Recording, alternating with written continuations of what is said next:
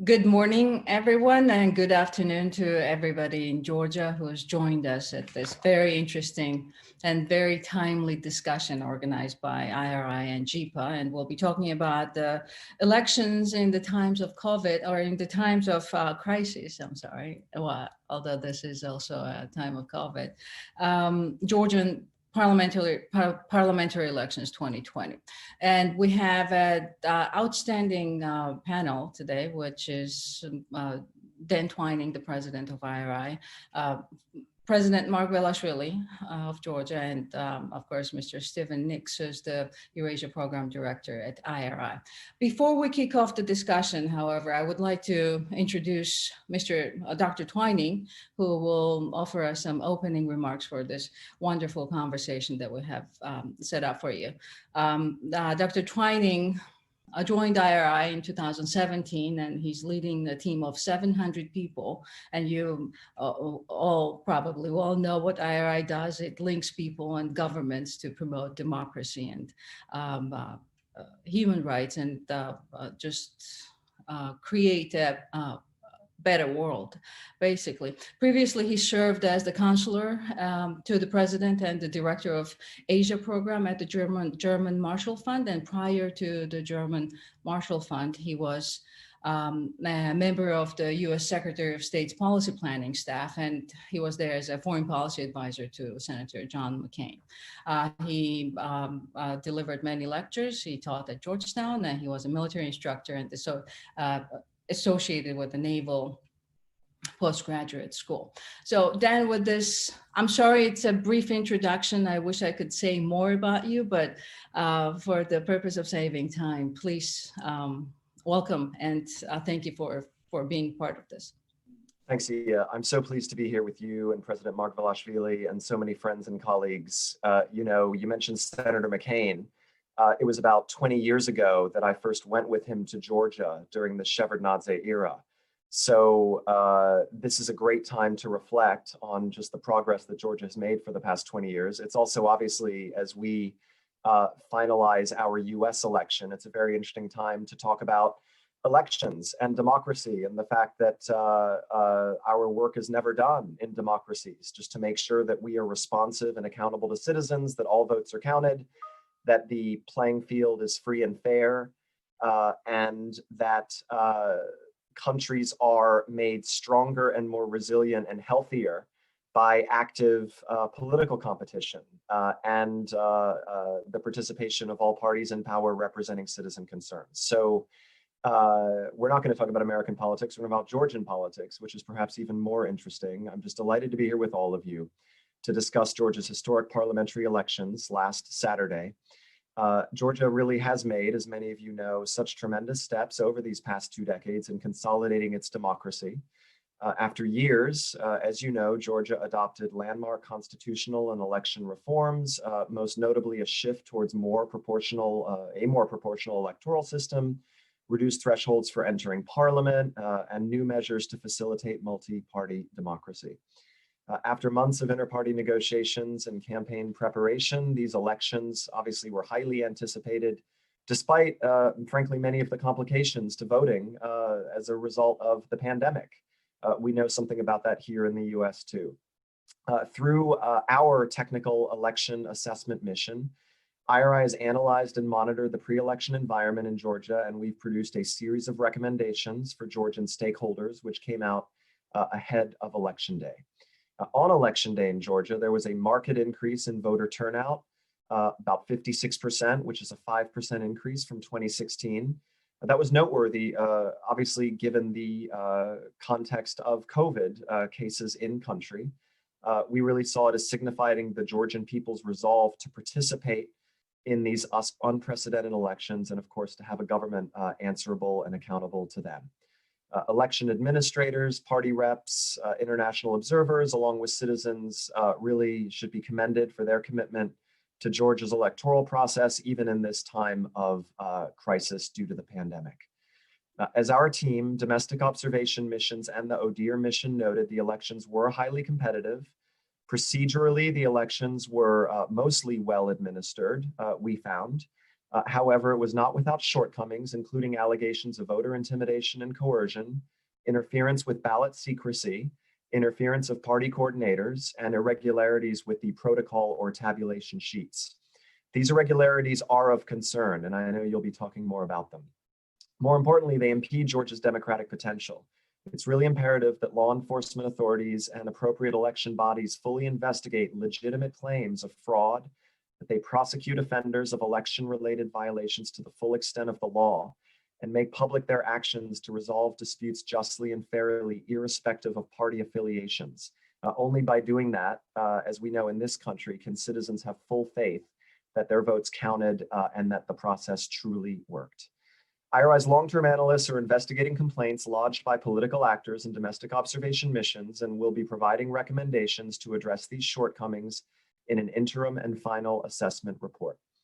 Despite the shortcomings, it really is important and fundamental to recognize Georgia's positive strides forward as a nation. Opposition parties have the right and ability to challenge election results without fear of reprisal. Civil society also has the ability to speak out and express critical dissent, further upholding the sacred trust of accountable leadership. Whatever the outcome of opposition and civil society's post-election complaints, we should take comfort in the fact that multi-party democracy continues to remain alive and growing. In an unprecedented result, 9 parties have passed the threshold to enter parliament. This really is significant, spanning a very diverse political spectrum. We hope that this outcome will embolden smaller parties to remain active, especially as they look toward both the second round as well as next year's municipal elections. Just to wrap up, really, we see the result as demonstrating a unique opportunity for the Georgian government to continue instituting democratic reforms, carve out a clear path towards European integration, advocate for decentralized and representative governance, support inclusion of underrepresented groups in the decision-making process, and stand as a beacon of democratic progress in what really remains a tough but pivotal region. Just as democracy is a living thing requiring regular maintenance and nourishment, Georgia too is very much still on its democratic journey. As it walks that path and navigates challenges and opportunities, certainly we at IRI, I know all of you, want to continue to stand by our strategic partner as Georgia improves electoral processes and builds a more resilient and fully fledged democracy. On that note, thank you all. I'm really looking forward to learning from you in this discussion on the outcome of the Georgian elections and the path ahead. Thank you, Yu. Thank you very much, Dan. That was a great overview of summation of what's going to come in this discussion, I would imagine. But before we go into the discussion, it is my honor and pleasure to introduce President Giorgi Margvelashvili, who is the 4th president of Georgia. And he was in office from November 13th of 2013 to December 2018. He has a very long, also very distinguished career, of course, but I would like to highlight just a couple of things for some of the, some in the audience that may not know some of the highlights, which is President Margvelashvili worked with NDI in Tbilisi office starting from 1995, which is pretty much on the onset of Georgia's independence and democratic development. He also served twice as the rector of JIPA. And of course, then in 2012, he became a member of the Georgian Dream coalition, and later on, he was a minister of education, and later on he ran with the party as the president for presidency, and he was in office until 2018. So with this brief, again, introduction, President Margvelashvili, it is such an honor to host you here. And please, what's your view of what's happening in Georgia? If you could just explain to us some of the ongoing events at the moment. Thank you. Hi, everyone. I want to thank our friends in IRI and JIPA for organizing this very interesting discussion. And it's very timely, it's very interesting, and especially it's happening in this tense political situation in both of our nations, in United States and in Georgia. And thank you everyone for joining and being ready to discuss those issues. Let me be very brief so I can save time for questions and remarks of this distinguished audience. I will start by saying that these elections in Georgia were a failure for Georgian democracy, and they were a step behind of the democratic process that we all so much care about, and we expected that the process would be more positive than what we have seen in previous years. And that's one important thing, that how we measure ourselves and how we measure our progress. It was a step behind. It was full of the election day violations.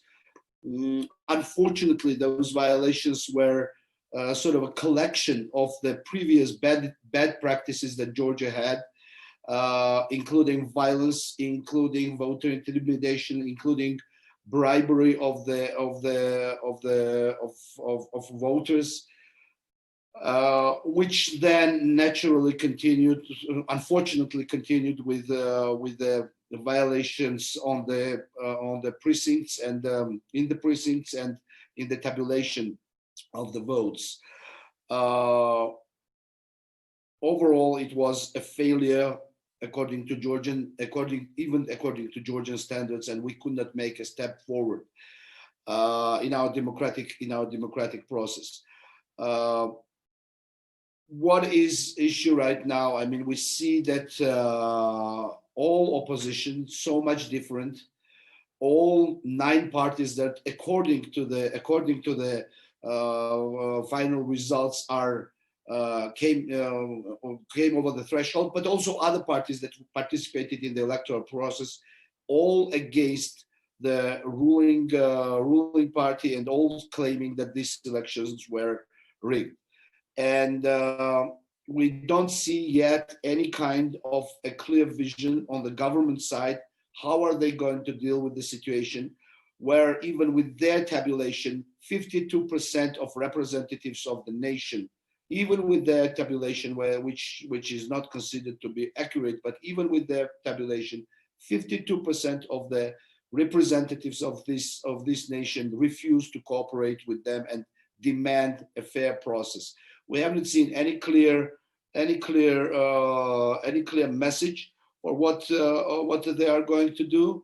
And this message is extremely important in a country like Georgia, where you are expecting runoffs in 3 weeks. I mean, if this is not, let me just tell you one important thing. If this is not corrected right away, then the runoffs will be conducted in basically the same manner. If the message is not sent to the polling stations, to the polling administrations, that this is unacceptable, if people who committed crimes are not punished, then basically we'll have the same kind of elections, even probably worse, because we'll have no international observers, basically no international observers on the ground. So with this, I mean, I've finalized my evaluation and I'm ready to get into Q&A.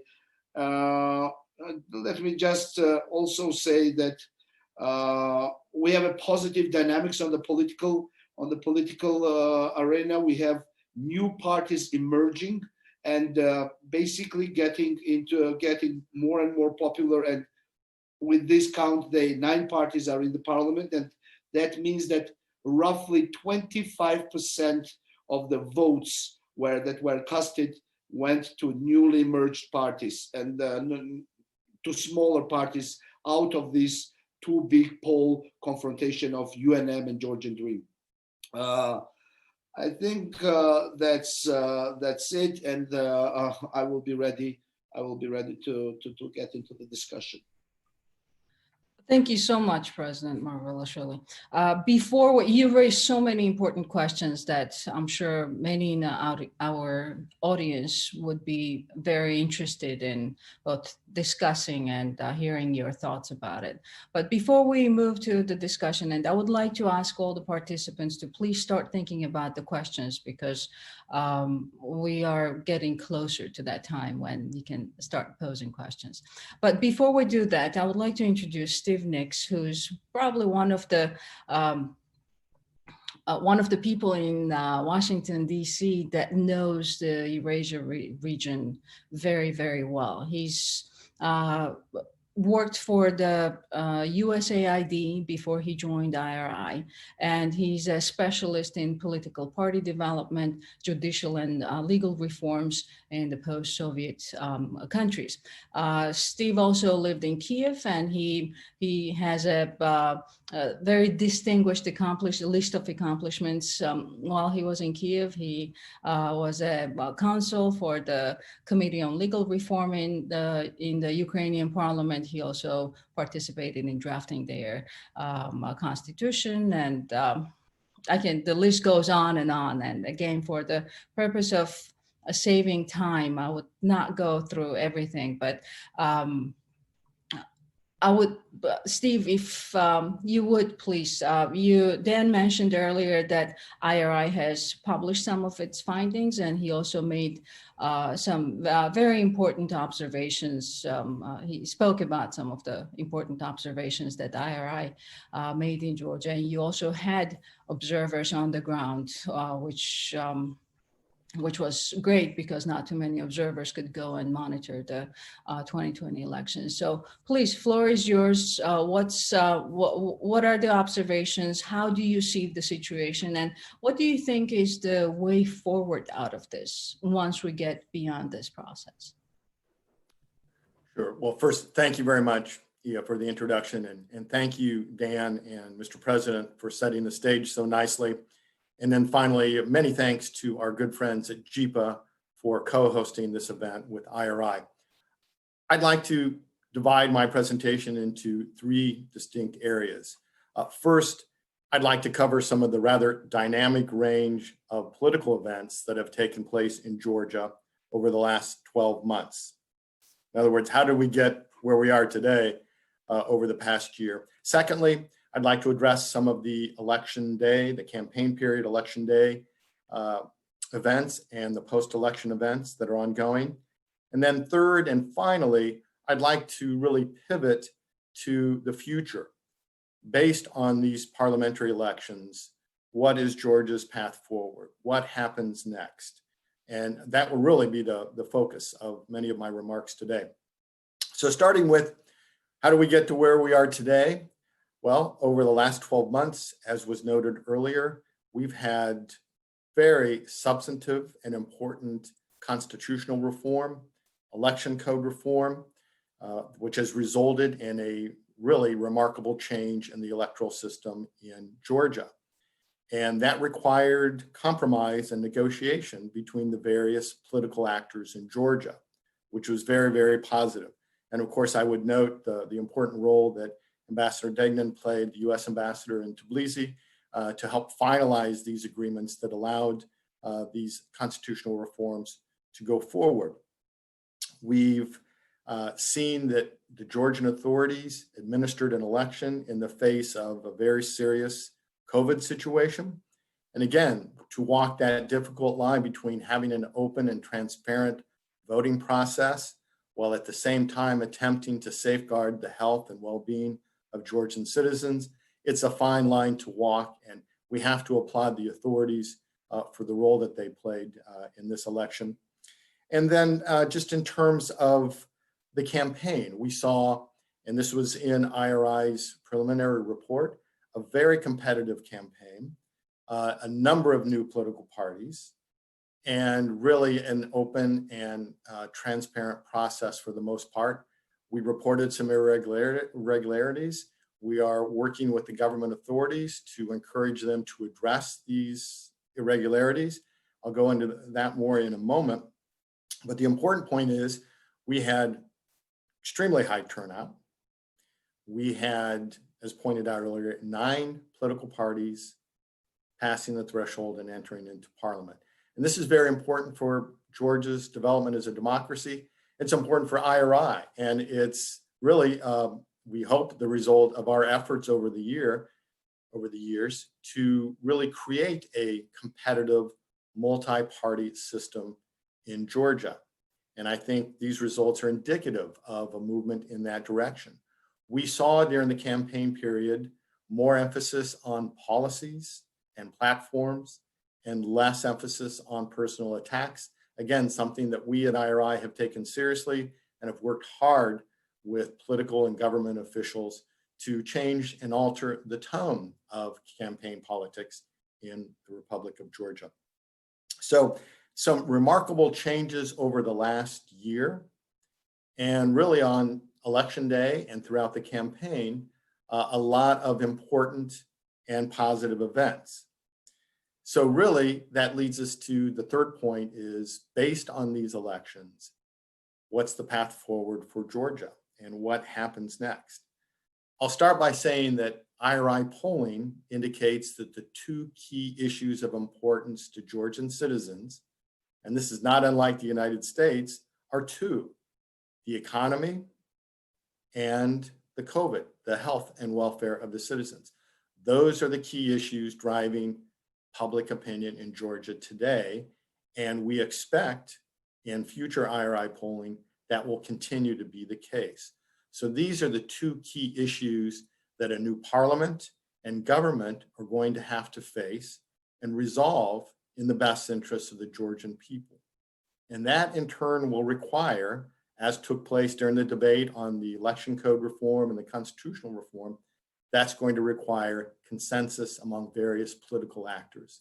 So we are hopeful that Georgian political actors, government actors will unite and will move forward to represent the interests of all Georgian citizens in tackling these 2 key issues. In addition to these 2 key policies and issues, we have, as pointed out by Dan Twining, next year will be another election in Georgia, a very important one, local elections, Sakravilos. And again, these are important primarily because of Georgia's efforts at decentralization, which I'll remind you was an important and continues to be an important part of Georgia's commitment vis-a-vis its execution of its association agreement with the European Union.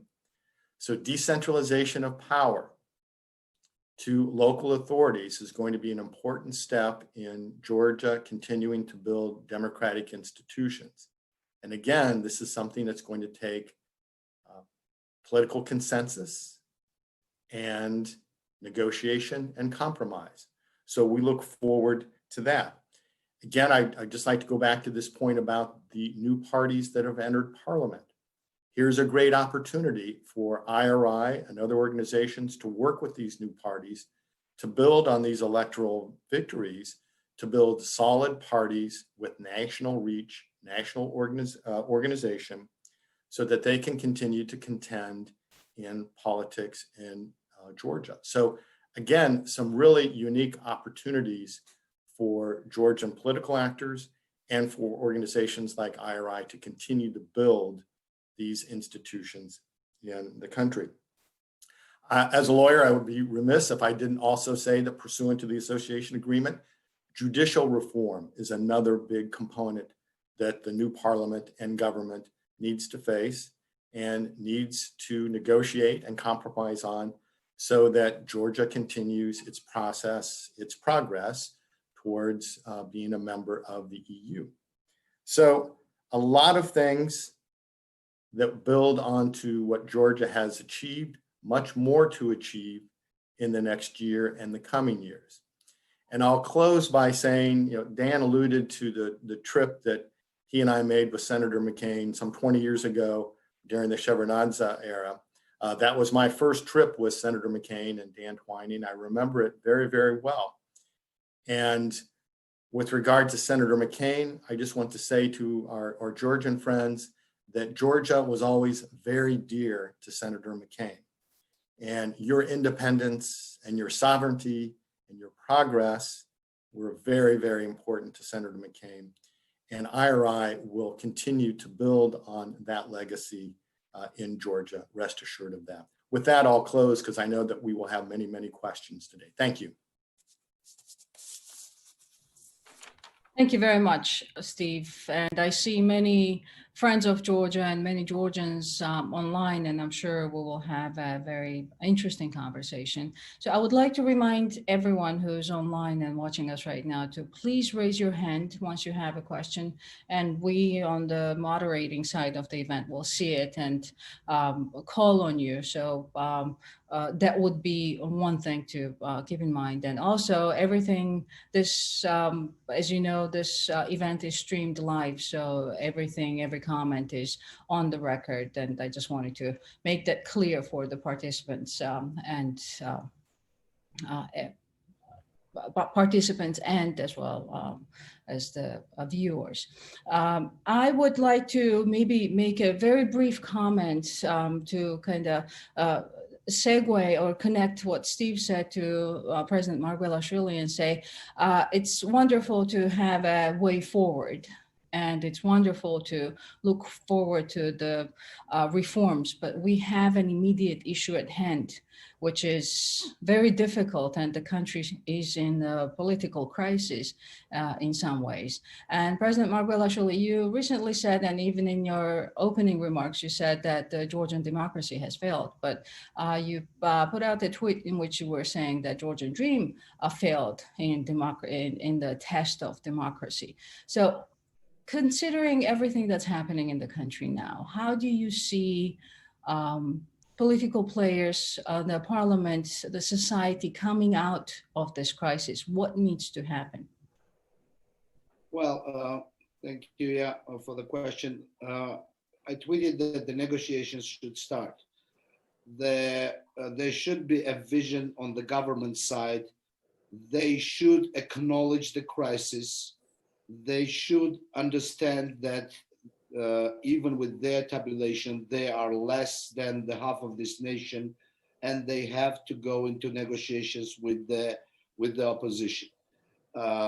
Admitting a problem is the start for the solution, and I haven't seen yet any of clear messages on the government side admitting that they are in economic crisis, in COVID crisis, and in political crisis, and that they have to start admitting this issue and start negotiation with the opposition. So after that understanding of the crisis emerges in the government, I think that there are a lot of ways that we could negotiate as a nation that is facing many of threats to how to get the outcome of this situation.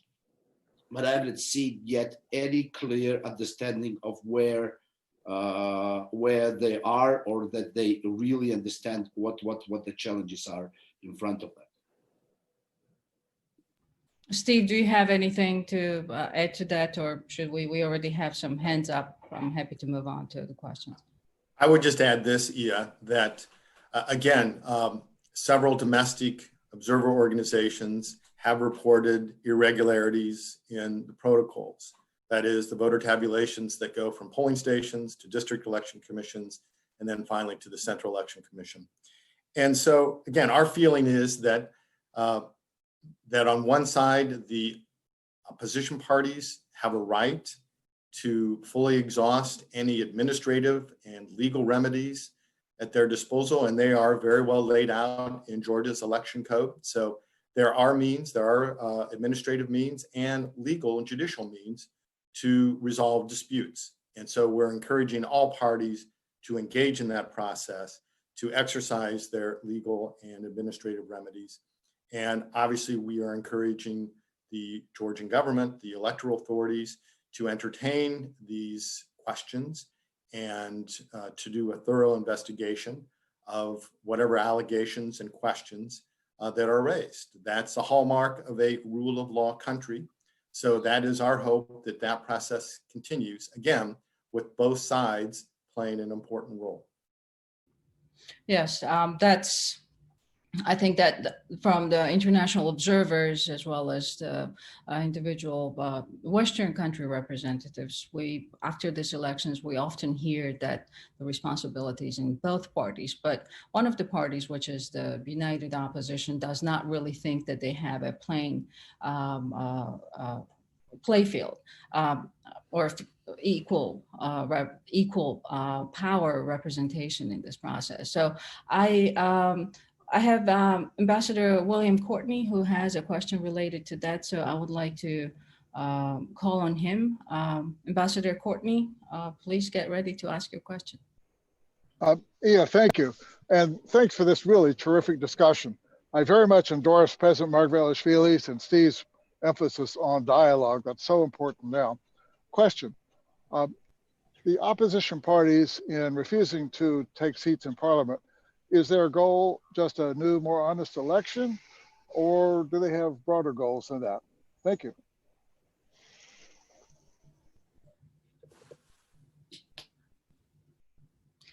Yes, President Margvelashvili, yes, please. Well,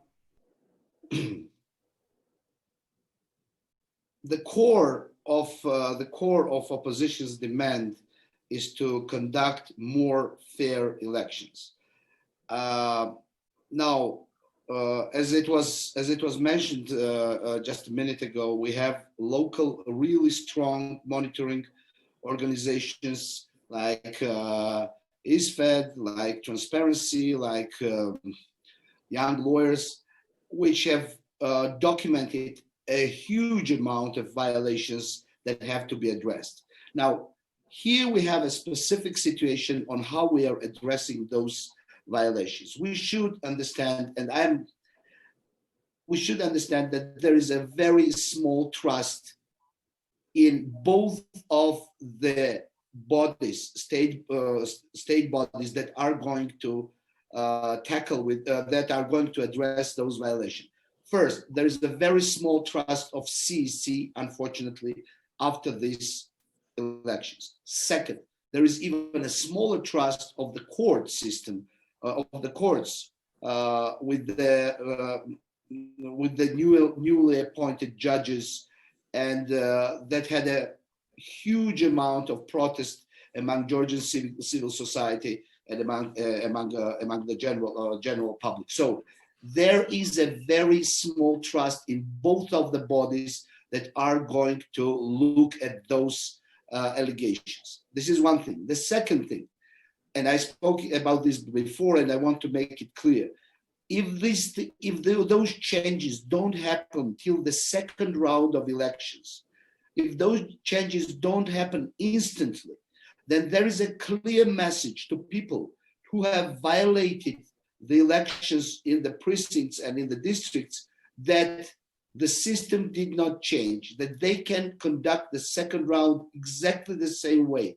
And you should understand, I just want to explain to you how this matters.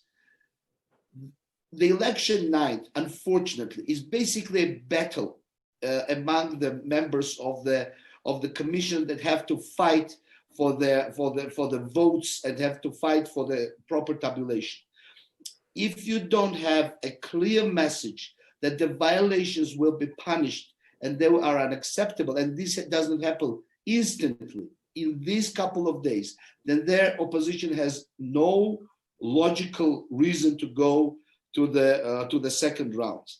Now, what is the goal? As opposition has declared many times, the goal is to have a fair representation in the parliament, and they want to conduct free and fair elections. So the goal is not just to split from the parliament, but the goal is to have an adequate parliament. Steve, we have questions coming in, if you would like to add something to that. Just briefly, again, our hope is that these allegations, these questions that have been raised about the protocols and other questions are resolved in timely fashion. The runoffs are set for the 21st, so there is some time. So our hope is, and we will continue to talk to both the contestants in this process and the government bodies, the election authorities that are dealing with them, to investigate and if necessary, adjudicate on these particular issues and do it in a timely fashion. I agree with the president. It's important to attempt to resolve these issues quickly and well in advance of the planned runoff elections. Oh, thank you very much, Steve. And I see Ms. Nino Burjanadze has a hand up. So please, Ms. Burjanadze, floor is yours. And Batu, I see you have a hand as well, but let's take it one after another, please. So thank you very much. First of all, I would like to thank you for this opportunity to be with you. And I would like to say hello to everybody, especially to my old friend, to Stephen and to David Kramer and all others. It's really important. Well, I will take only maybe one or 2 minutes of your time. I have some rhetoric questions, what to do in this very difficult situation. We met with Mr. Margvelashvili a few times before elections, and we had concerns which unfortunately were quite just visible even before elections. So Steve mentioned judicial reform.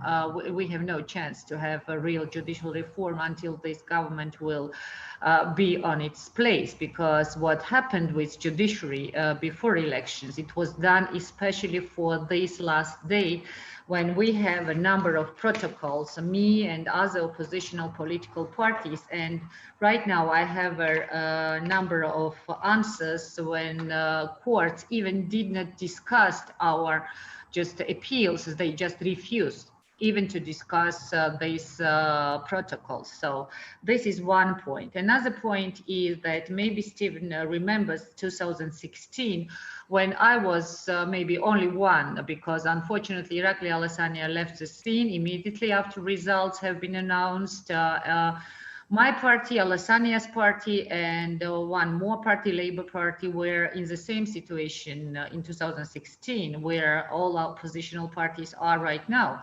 And despite of 700 protocols and appeals to the court, none of the polling stations have been just open. And I was asking that time to recount the votes, but all answers were negative. When I was speaking that time that elections will lose a sense if things will continue like this, it was difficult for me to explain this even to my good friends here in the country and outside of the country. But right now we see, and Mr. Margvelashvili just mentioned that there is a sense to go for the second round. This is not concerning my party, but I know the position of other oppositional parties. When you have no chance to receive free and fair results, you are playing the game which oligarch is trying just to establish as a rule. And Steve, you know how I respect you, and of course it's very important to continue democratic development in the country, but when you are speaking about local elections next year, and when we are speaking about just possibility to change situation on local elections, nobody will come to participate in elections. And right now we have a situation when 100% in Georgian reality on the local level, only Georgian Dream is represented. Only Georgian Dream, 100%, mayors of the city, just local sakrebulos, all levels just covered by Georgian Dream. So where we are going? I'm sure that Mr. Margvelashvili will answer this question quite just clearly, where Georgian is going, and is this way the way what you, Steve, David Kramer, other friends of Georgia in United States want to see? We are not going in democratic way. This is 100%. And when we are speaking about decentralization of power, okay, don't forget that we have one man ruling situation in the country, shadow ruling. And my question is, what my party should do, for example, what parties, new parties, who all of them have more than 5%, received less than 5% only because of one reason, not to receive additional 1 million lari from the budget, because Ivanishvili mentioned, I am only one in Georgia who have a money, who have a possibility to giving a financial support to Georgian Dream, and Georgian Dream will win. So this Thank you. Thank you very much. We have Yes, many sorry to participants. take this time, but I think this all.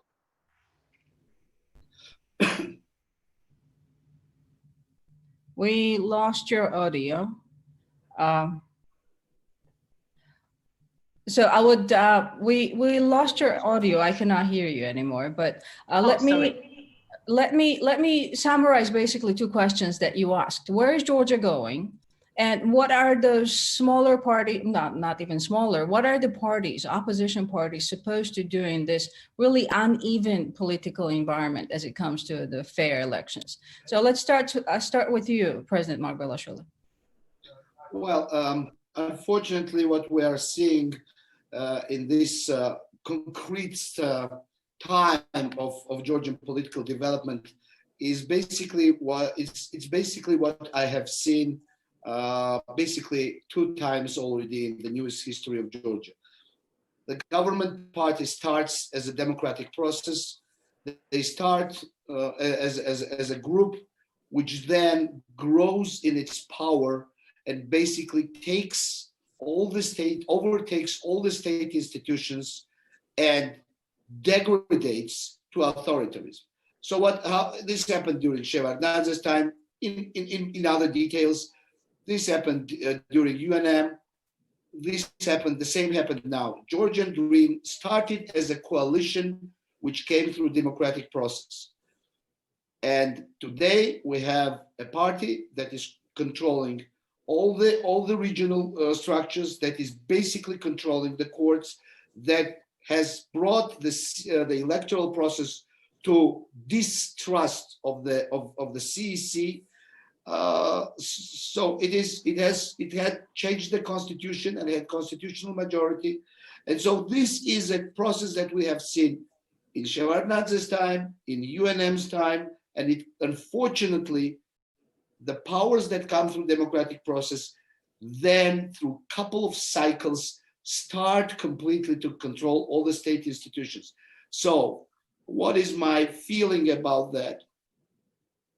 If we let this go and say that the democracy is going to evolve by itself, then we are shutting our eyes to the facts that we have seen, not only in history of Georgian Dream, but something that we have seen in the history of UNM, something that we have seen in the history of the Citizens Union during Shevardnadze's time.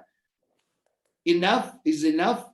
The capturing of state has to stop, and we have to set a new clock for a new cycle to let the democracy emerge. Now, what do the parties do? I think that the leadership in those parties, like Nino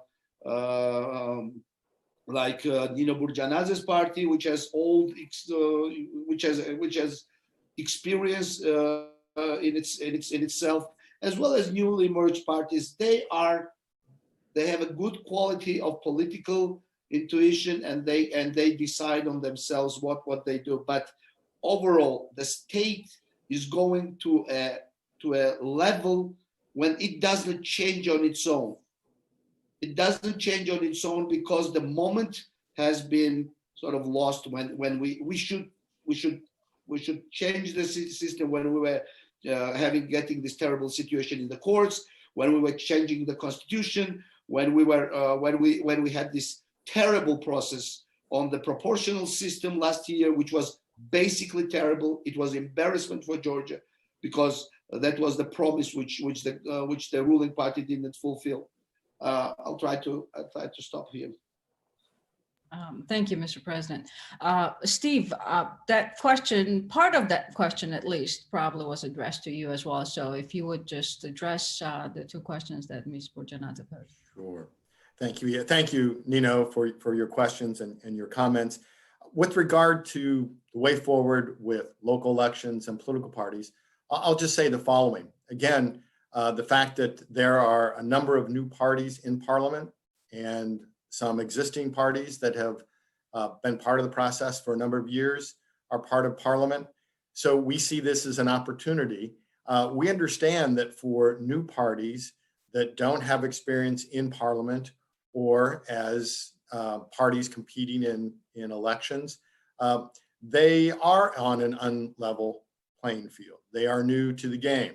And that's why it's really up to Georgia's friends, organizations that are working to help promote democracy in Georgia, to really step in and help these new parties establish themselves, not just in parliament, but developing policies, developing party branches, which will be critical to competing on a more level playing field for the local elections next year. So again, I understand the challenges. I understand the issues that will face these parties, but IRI and other organizations stand ready and have resources and capabilities to work with these various political parties to make the local elections more open and more competitive.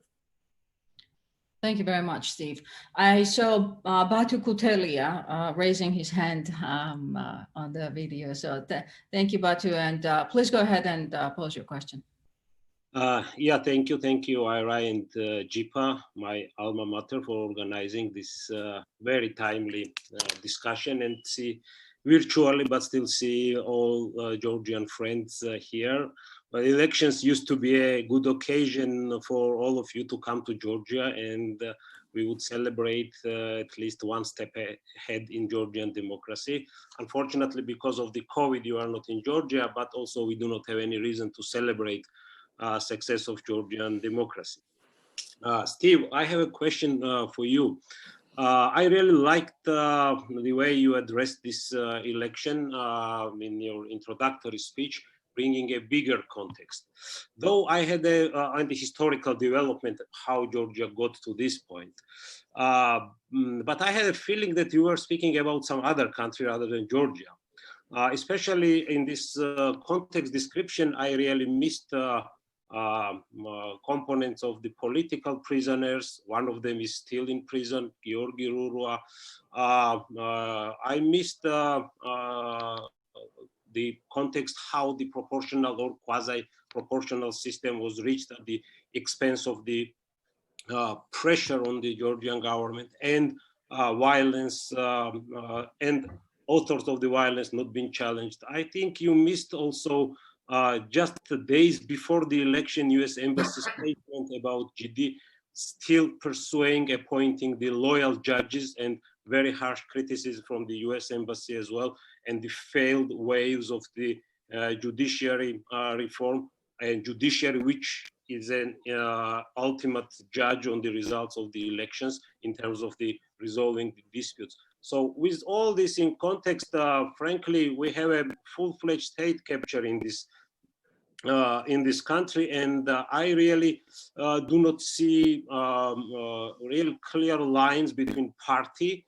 Margvelashvili is a loyal political team members, and the state institutions, which is one of the major characteristics of the state capture as well, including that the judiciary is also captured with some other institutions. So my question would be, do you think that we should still proceed with the elections with the current Central Election Commission and trust that this time they will run elections properly? And if so, what gives you the hope that this institution, together with all the context I described, should be trusted? And just one comment, I don't know if the some US administration representatives or state departments are present on this call, but please do not rush to congratulate Georgian government on the successful elections. You can congratulate Georgian people for exercising democracy, definitely, but not Georgian government for the successful elections. Thank you. Thank you very much, Batu. And Steve, floor is yours. Sure, thank you. Thank you, Batu, for those questions. Yes, looking forward, we all understand the challenges. One of the things that gives me hope and confidence going forward is the fact that democracy, democratic institutions, judicial reform, decentralization, again, are all part and parcel of Georgia's association agreement with the European Union. And this government, as well as the opposition parties, are pretty unified on the issue of integration into Euro-Atlantic structures, including the EU and NATO.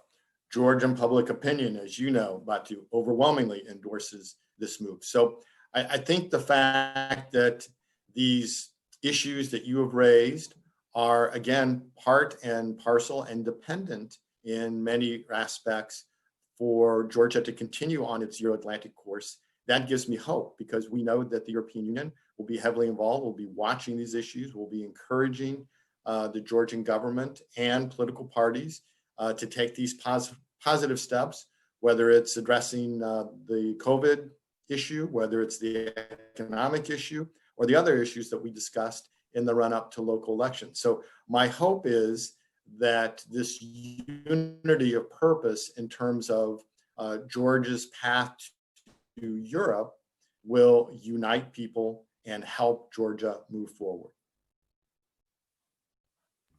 Well, Mr. President, would you like to add anything to that?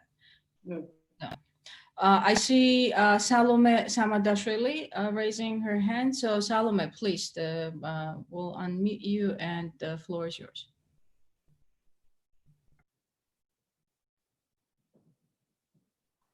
Hello, can you hear me? Great. Well, thank you very much. It's a bit of a crazy days for me, since yesterday I discovered that I have COVID virus and I'm confined to my home today. So it's a pleasure to have a chance to tune in and say a few words. And thank you everyone for organizing this. I feel I want to make a comment because I'm a bit concerned that there is quite a large gap between what is happening on the ground and how we perceive the situation and how it might be viewed in Washington or somewhere else, in Brussels for that matter. As you know, we have basically signed an agreement, all parties which have passed the electoral threshold, that we will not be taking the seats in the parliament. And I think that the gravity of that decision and what that means for the future of Georgia's democracy, which might end up basically with, a one-party and partially legitimate parliament, has not synced in yet. I think that at this point, what we really need, because I have heard questions, what can be done, and we think that we should certainly be looking forward. What we really do need right now is to see some kind of process where our friends in the West and through their diplomatic representations in Tbilisi start helping both the opposition and the government to create a new process, something similar to what was around March 8th, the constitutional amendment process, where basically the diplomatic missions helped to negotiate the solution and the way out of crisis. I don't think that right now going with the assumption that this crisis will just roll over and that we will change our opinion and we will either participate in the second tours or eventually take the seats in the parliament. I think that, that point has been passed already. I understand very well the concerns and the points made that, well, maybe, you can recount the ballots, you can address the, basically fix the existing results of the elections. But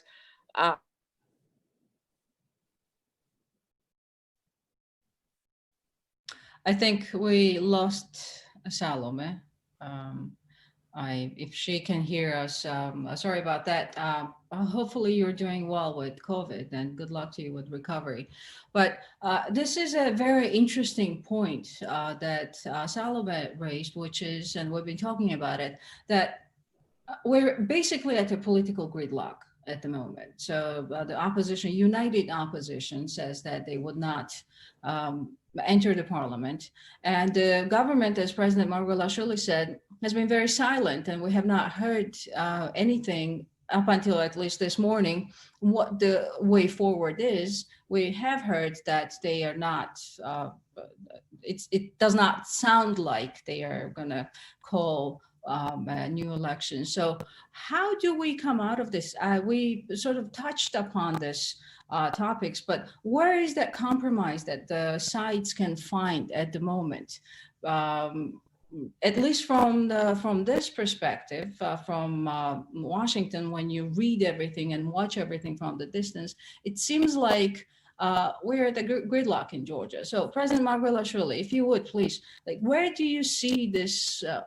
How can the sides come together, if possible? Well, let me first of all wish Salome quick recovery. And let me give you a couple of examples from my political experience. And Ms. Nino Burjanadze is also here. She remembers 2003. At that point, there was a very small percent that we were young politicians, including late Zurab Joania, that were united in a bloc called Burjanadze Democrats. And there was a very small threshold, a 0.5% threshold that Shevardnadze's government wasn't giving us. It was basically not 3 or 4 or 5 or 6%, it was 0.5%. And together with our friends, we started this idea that we are not going to enter the government. And I remember we all decided that we were already MPs, but we were in this list, and we all decided that we are going to refuse to enter the parliament. And we came out, including late Zurab Joania, including Ms. Nino Burjanadze and the leadership of this bloc, and we said that we are not going to enter the government, and that we are not going to enter the parliament, and that we are going to protect our votes. And we were right away, we were supported by society. We had a big rally which started in Philharmonia, and then we sort of flooded the Rustaveli, and that's how the 2003 revolution started, with these demands that Shevardnadze's government gives us our votes and counts these votes for us. And we were only one party at that point. I mean, the other parties were entering the parliament, but this sort of triggered the political process which brought the Rose Revolution later. Now in 2012, it was Saakashvili's government, and basically Saakashvili had sort of the same percentage of votes like Georgian Dream has right now, a little bit over 40, something like close to over 40. But Saakashvili's government accepted the defeat, and they sort of acknowledged that this is a historical thing for them, that they have to accept the defeat, and sort of continued with that. And UNM now is the second biggest party. So what I'm saying is that I want to continue on Salome's comments. It is different to talk from theory, and it is different when it is practice. The practice is following. When you as a politician say no to protection of your votes, you are basically finishing your career. These people that we are right now talking with political leaders and telling them that theoretically those are the issues and you should go and participate, you should sign under something that even objective, not only your observers, but your even objective observing organizations say that this is false, they will finish their career as political leaders, as leaders of opposition, if they agree with this, because their voter will not trust them if they don't fight and they don't protect the votes. This is one thing. The second thing is that the society will be very, it will deepen the nihilism, it will deepen the distrust in the institutions, and if this process is ended sort of right away, so if our political leaders from opposition come out and say, okay, we have complicated times, and let's sort of agree with this kind of rigged election. So the street is different, the public is different, people demand your activity. And now I'm talking from a different perspective, you know, as a person who participated in in 2003, in 2012, and I know what is the dynamic, what is the heat in the street, and sort of if you say no to this, you will basically abolish yourself as a politician and your political party. So what has to be done?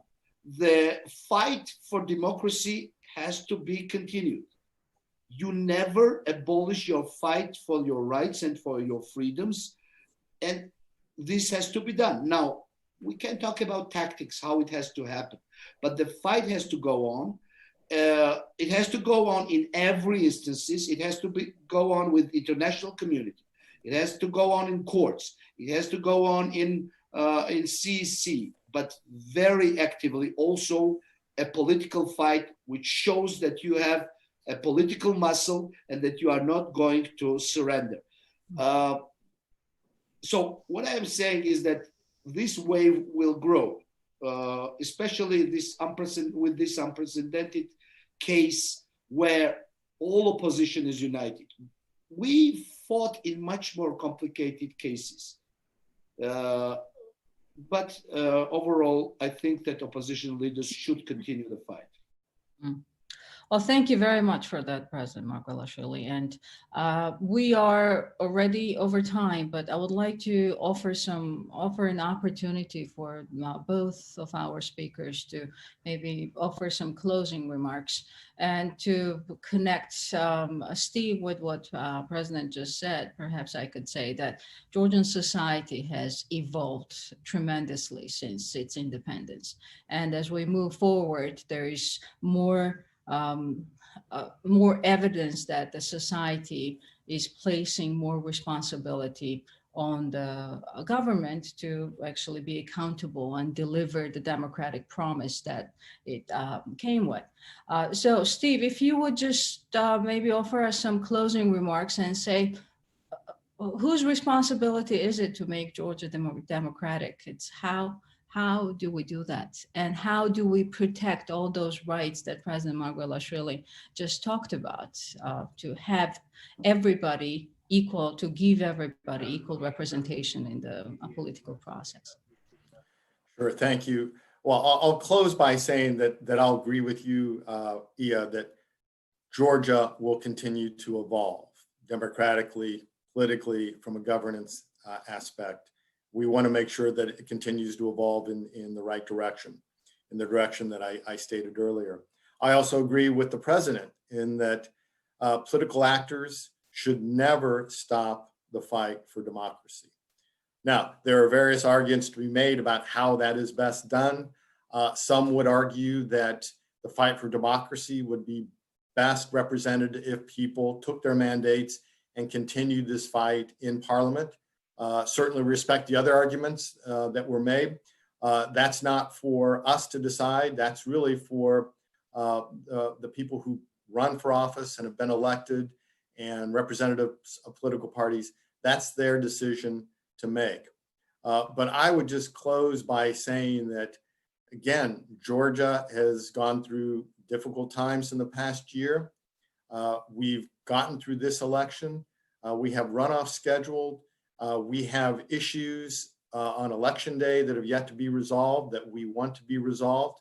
Again, I think this takes the participation, cooperation, negotiation, and compromise of all political parties, whether they're pro-government or opposition, and certainly the responsibility of government officials. So it takes a wide range of actors within Georgia.